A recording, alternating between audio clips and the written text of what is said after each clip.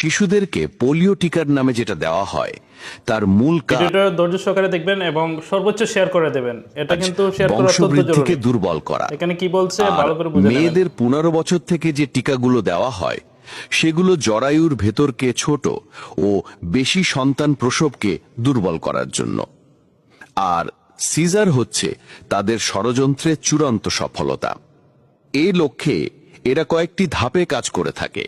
1, ছোটবেলায় পোলিও টিকা। 2, 9 থেকে 14 বছরের টিকার মাধ্যমে জরায়ুর ভেতর ছোট ও বেশি সন্তানদানে অক্ষম করা। 3, সরকারি ক্লিনিকগুলো থেকে আয়রন ট্যাবলেট থেকে শুরু বিশেষ কিছু ভিটামিন দেওয়া, যেগুলো মূলত পেটের ভিতরের বাচ্চাকে অস্বাভাবিক মোটাতাজা করে, ফলে বাধ্যতামূলক সিজার করতে হয়। আর সিজারের মাধ্যমে বেশি সন্তানের জন্মদান অসম্ভব। ব্যাস, মিশন সাকসেস। বর্তমানে দুগ্ধপোষ্য শিশুর মায়েদের দুধ স্বল্পতার মূল কারণ জন্ম নিয়ন্ত্রণের বড়ি বা ট্যাবলেট।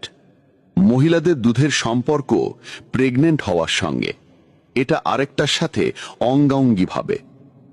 জন্ম নিয়ন্ত্রণের জন্য যে সমস্ত ট্যাবলেট ব্যবহার করা হয়, উক্ত ট্যাবলেট